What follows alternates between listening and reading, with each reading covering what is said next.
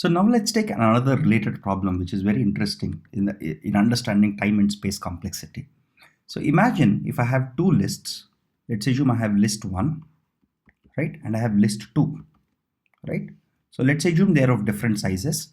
Let's assume list 1 has 0, 1, 2, so on so forth, n minus 1 elements, right?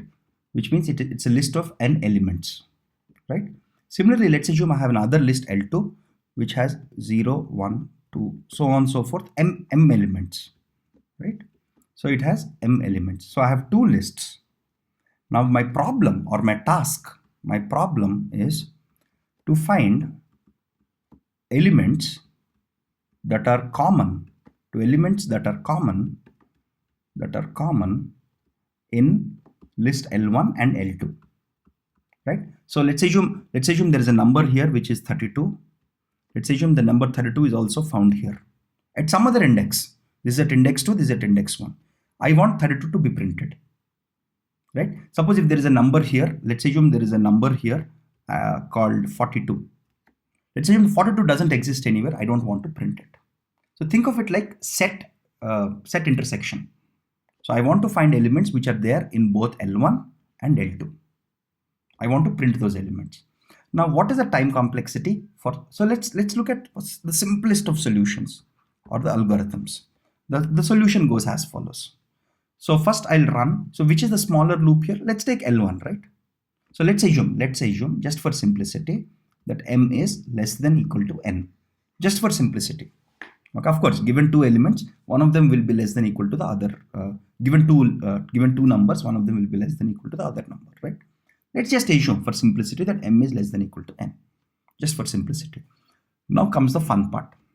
To find common elements, what do? I take the 0th element here. First, I take the 0th element as my query element. I take the 0th element as my query element. I'll say q equals to the 0th element. Now I try to find that q in each of them. Remember, my lists are not sorted. Neither of my L1 and L2 are not sorted. So we wrote a simple algorithm, right, where I can find a given query element in another list. So how much time does it take to find this element in this? It would take me the first element, it will take me roughly m comparisons to check whether it exists in this list or not. For the second element, now it will again take me m comparisons to check whether it exists in this list L2 or not.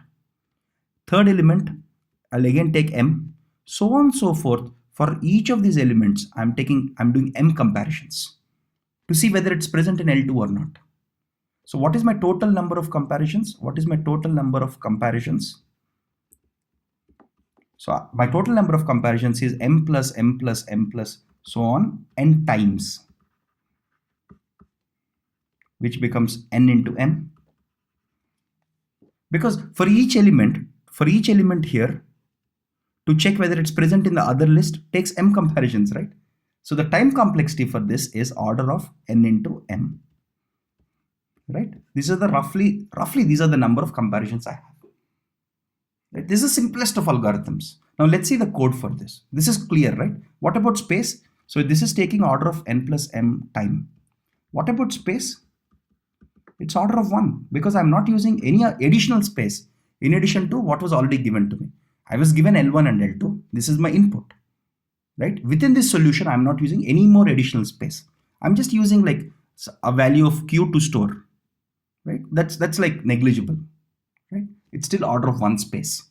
So this simple algorithm takes order of n into m time, right? Order of n into m time and order of 1 space. Now, can we improve this? Before we go about improving it, let's look at some simple source code to do it, right?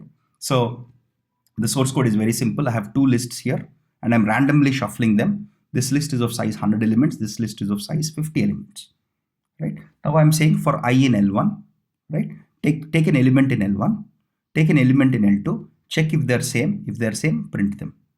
And I'm keeping a count here to count how many times did I find a common element, right? Very simple code. Now, whenever you see this twin loop, right? This loop will run because L2 is of size m. This loop will run m times and this loop will run n times. and the total time is n into m, right? Order of n into m.